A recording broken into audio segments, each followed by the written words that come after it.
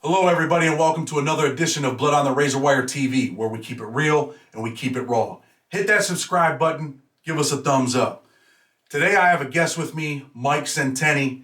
He was arrested when he was 18 years old and ended up going to federal prison. But Mike's trip is all too familiar. He was a young man, went to prison, seen some things that perhaps he shouldn't have seen.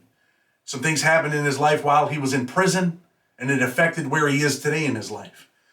And Mike's the perfect guest because our mission is to save kids from life imprisonment and premature death in the streets. And Mike, as a young man, went to prison. And going to prison forever changed the course of his life. But I'm going to let Mike introduce himself and tell you a little bit about how he ended up in prison, what he ended up in prison for. Mike, tell the people about yourself. Tell them where you're from, how you ended up in prison. Go ahead, Mike. The floor is yours. I'm Mike from Rochester, New York. As soon as I turned 18, only 2 weeks after, I was indicted for a conspiracy to import into the United States a quantity of methadone. I was importing MDMA analogs off the internet into the United States. I was given the highest end of the guideline range of my sentence, which was 37 months. First time offender, never been in trouble with the law, and off to federal prison I went. Going into federal prison, the only thing that was on my mind was to just do this sentence and to get it over with. I had no other baggage going in there. None at all. Coming out of there, I came out with a full-blown drug addiction. And this was something that I could only imagine of. Because things like this, they just weren't on my mind. For my family, at least, they thought that, drugs would only be out in the streets. And I believe that the courts at best thought that drugs were only out in the streets, and they thought that I would rehabilitate myself through the criminal justice system as an 18-year-old. And looking back in retrospect, I think I came out with more problems than I did going in. So, Mike, you go off to federal prison and you end up becoming addicted to drugs in there. What type of drugs were you using in prison, Mike? So I remember the first 18 months, I didn't do anything. I remember I was like, I'm just going to work out, get into a little bit of a routine and, take it easy. And I remember it was a cold fall night, and I found hooch for the first time. And I remember being able to drink that, and I felt like I was home. But the thing about hooch, though, is that it only comes around so often. Unlike other contraband that exists, such as Suboxone, K2, which is, all year round. Hooch was something that was, once in a while. And it was only maybe about a couple weeks after that, somebody came up to me and asked me, they said, have you ever had Suboxone before? And I said, never. And they handed me this tiny little piece, and I looked at it and I said, well, what is it? And they looked at me and they said, people that take Suboxone when coming off of opioids, it makes them feel normal. But to somebody that has no opioids in their system, they'll get really high from it. And I remember looking at my friend that gave it to me and I said, how'd this get here? Because I remember looking at it, and for as thin as that Suboxone strip was, it looked almost in pristine condition, like it just came from a pharmacy. And I remember that always struck me odd. But I remember taking that Suboxone strip, that tiny little piece, and I remember about 45 minutes later feeling the effects of it. And that was in 2016. And for many, many years after it, that one high alone in 2016, I was chasing and trying to get that same high, and I could never get it again. So, Mike, you end up becoming addicted to drugs in prison, and I know you were in some places. You were in Raybrook, right? FCI Raybrook. Yep. There was some violence there, obviously. Not, it's not a penitentiary, but it was a mini pen, according to, prison lore, right? So while you're in Raybrook, do you ever see anything like violence in there or rape or... I remember you talking about the thing with Unique. We both lived in the same housing unit together, Mike. And do you remember Unique? I do remember Unique. And Unique was originally from Rochester, but ended up in North Carolina, caught a case in North Carolina, right? Yep. So tell the people about the incident with Unique and the Mexican guy that was in the shower next to him. Well, Unique, he coined the nickname Spider-Man because he liked to climb up the walls in the shower. You see, the way that the showers were was it was walls, but the walls, they didn't go all the way up to the ceiling. So in theory, if you're in two shower stalls, you could kind of peek over if you wanted to. Most people didn't, but this individual really I guess was into that kind of thing. And one day he just decided to go for it, and he took a peek. Wow. And the guy Cookie that was being peeked at, he just wasn't having it.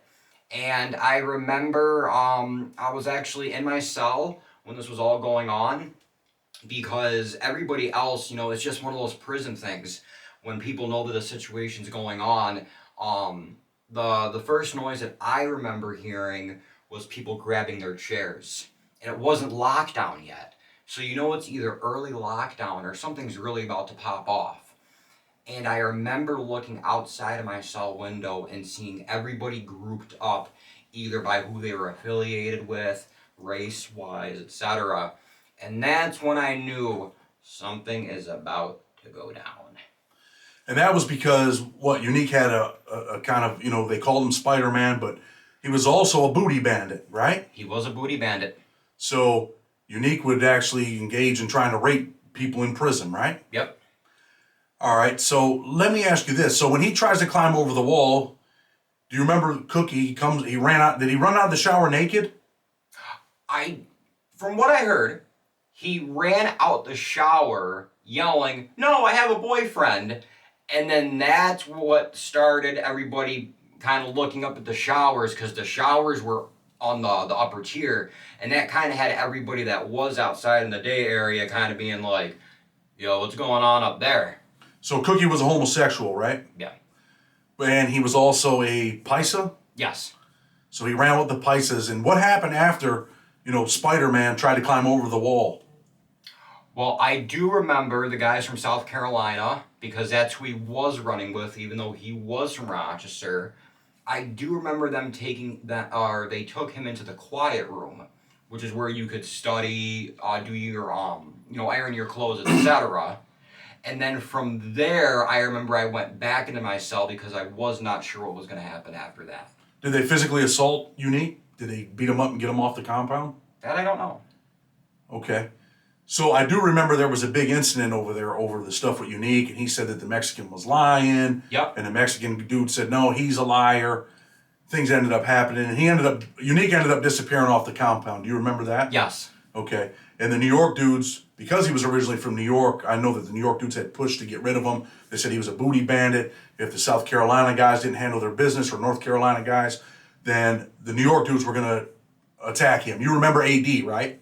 Yes. Okay, so AD, do you remember he was the shot caller for the New York car? Yes. And AD insisted that he leave, and he ended up going up top. He ended up checking in, right? Yes. The kid Unique. So let me ask you that. Is prison rape real? Does that shit really happen? In the 3 years that I spent in federal prison, I never witnessed anything forcible, but I didn't witness anything that was completely, I don't want to say innocent either, but I'm not going to say it's a myth. I never, once, when I was in federal prison, I was 18, 19, 20, 21. Nobody ever tried me or anything. Was it the way that I carried myself? I don't know. But what I like to assume it is that it is about how you carry yourself. And if you are inviting people, if you are opening that door to people, because the people that I know that have had encounters like that, whether they were consensual or non-consensual and the other person was denied, there always was some sort of inviting manner, so to speak. But I never heard of, anybody, I never heard of Chad going to the shower and anybody ever going up to Chad and being like, "Hey Chad, what are you doing?" Never happened. So, in my experience, I'm not going to say it's completely a myth, but it's not, forcible at all. There usually is that door that has to be open for that line of communication, to be initiated. So a booty bandit ain't just a guy that rapes people. A booty bandit is a guy that's on booty, right? Yeah. Okay. So, you're a young man, you're in federal prison. What did it feel like to be in a federal prison, Mike, being that you were just a teenager? Were you nervous when you first walked in there? Were you scared? I remember walking in, and, at first it was like, this is a new experience for me. I was like, I tried to view it as almost on a sociological level, right? Like, how can I try and figure out what groups are where, who they are, etc. Try and break it down as a community. Because I like to think all the time, which sometimes gets me in trouble. And then, yeah, sometimes I would get nervous. When I started off in FCI Fort Dix, I wasn't as scared. But once I hit Raybrook, which was a medium, then I was terrified. Because then you had guys that really had nothing to lose. There was no, hey man, I'm sorry. In some instances, apologies they didn't exist. So you're in Raybrook, right? We live in the same unit. You had an incident one time where you were accusing a guy of being a chomo, right? Child molester. Yep. And what happened with that situation? Tell the people what happened. You accused him and he wanted to confront you. Tell the people. Yeah, so I had reasonable suspicion to accuse this person of possibly being a sex offender. And when I came back from breakfast, I was in my room, and the guy came in trying to be all tough. I remember he put gloves on, and he came in pounding his fists, and he was like, "So you want to run your mouth about me, huh?" And I don't know where this guy came in, but then Chad came in out of nowhere and popped the door open, and he was like, "You want to beat up a kid? Why don't you fight a guy your own age?" And pretty much Chad saved me that day. But it's not about saving you, but it was more about, you were from Rochester, you were a young kid. It turns out the dude wasn't a child molester, right? We checked his paperwork. But, yeah, you don't like the guy, but it's all right. I still don't like him. Okay. So anyway, long story short, dude, we get rid of the dude, whatever. We stopped that incident from happening. But were you ready to fight that dude if you had to? I was ready to go. Because you were accusing him of something. And when you accuse someone of something in prison, you got to stand on what you say, right? Yeah, and I think actually looking back in that situation, I didn't realize how serious it was. Because I remember he was ready to go. He was absolutely ready to go. And I remember I had to be ready to go too. And the one thing about prison, especially being young, is it will make you become a person that you never thought that you could become. I want to stop you, Mike. You said prison will make you become a person that you never thought you would become. What do you mean by that? You would, in certain situations, if it's life or death, could you commit harm if you had to? Me, I'm a really nice guy. I would never want to hurt anybody. The idea of me hurting somebody in my head right now is nothing but like mere fantasy.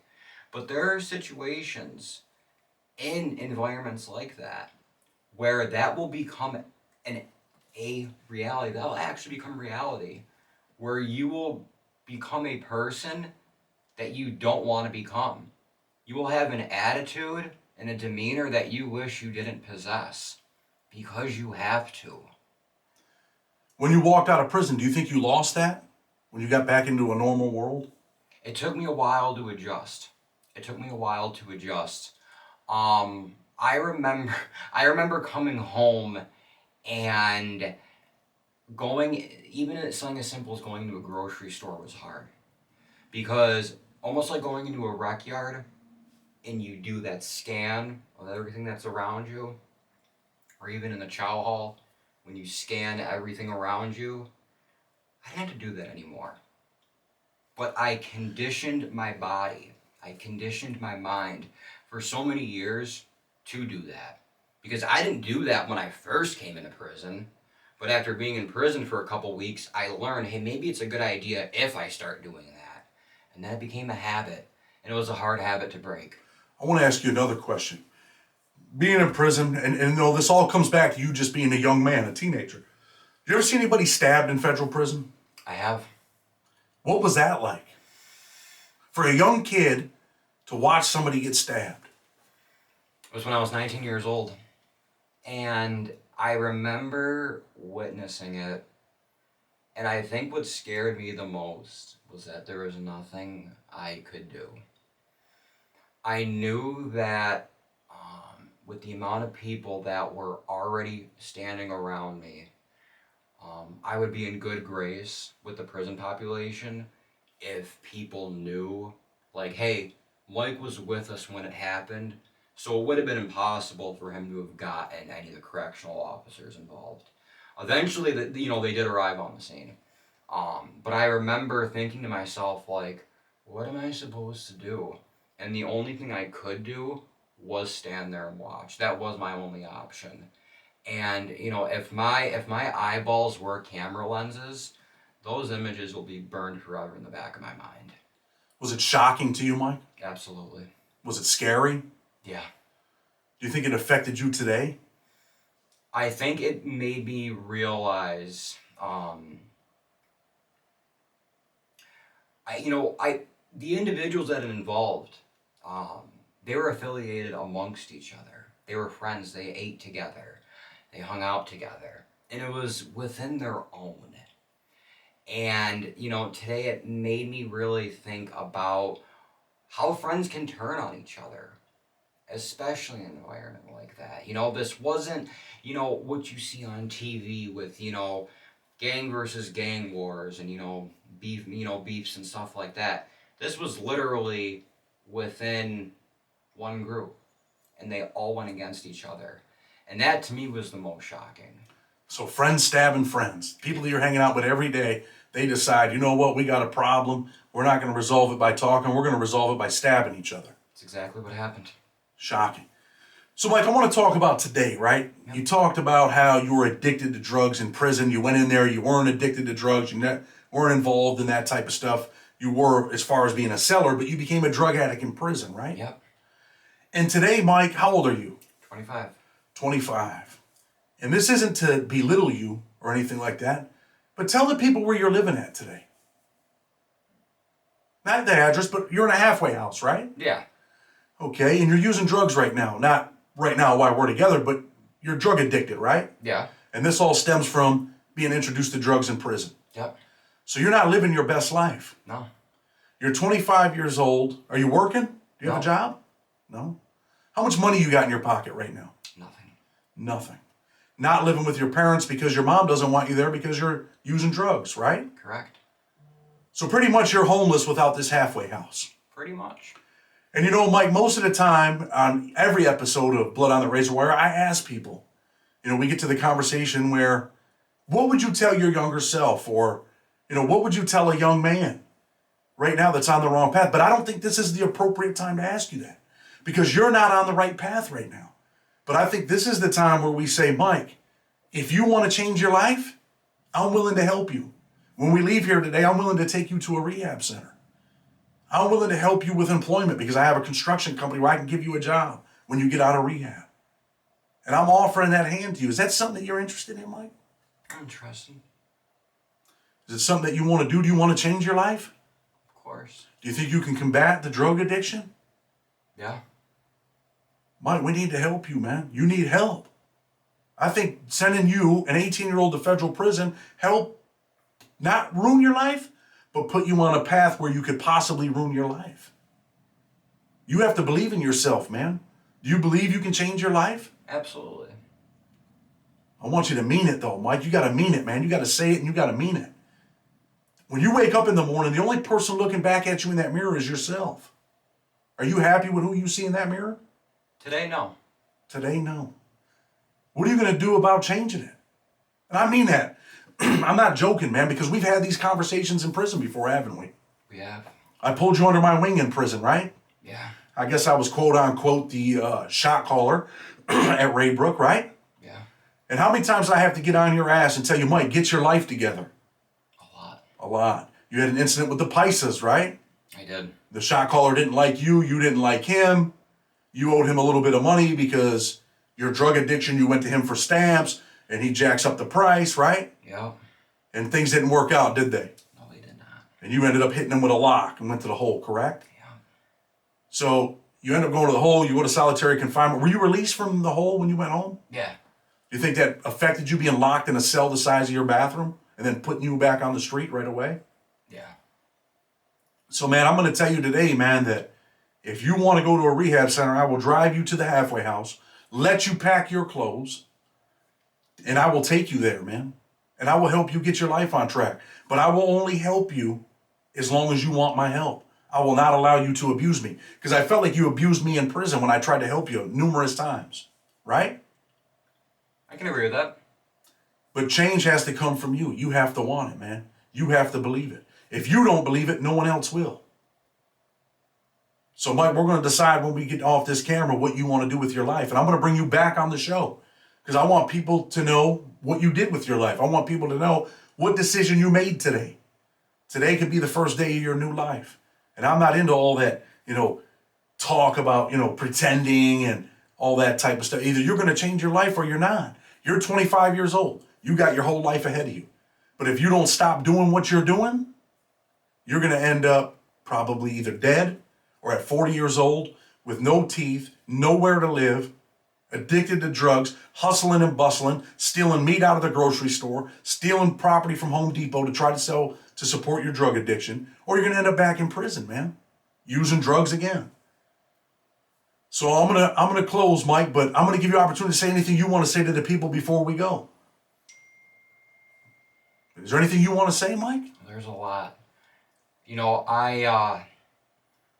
My only regret, looking back in retrospect, is that I didn't take advantage of the people and the opportunities that were given to me way before.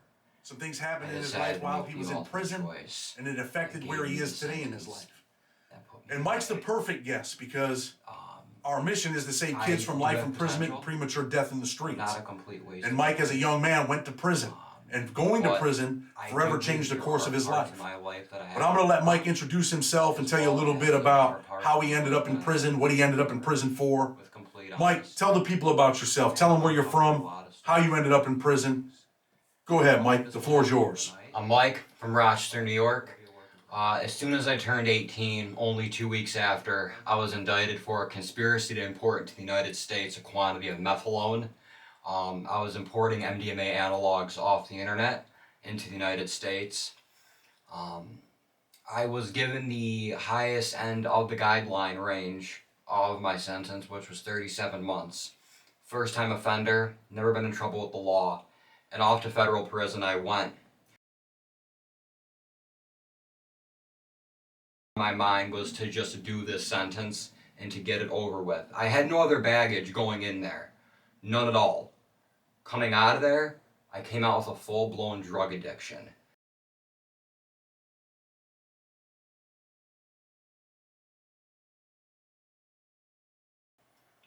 My only regret, looking back in retrospect, is that I didn't take advantage of the people and the opportunities that were given to me way before I decided to make the ultimate choice that gave me the sentence that put me away. I do have potential. I'm not a complete waste of a life. But I do believe that there are parts of my life that I have to work on, as well as there are parts of my life that I have to explore with complete honesty. And I have to uncover a lot of stones to find those things. I don't think this will happen overnight, but I think it will be a work in progress, though. I do. A moment of reflection. With that, everybody, hit that subscribe button. Make sure you hit the thumbs up. Blood on the Razor Wire TV, where we bring it real, we bring it raw, and we're out until tomorrow.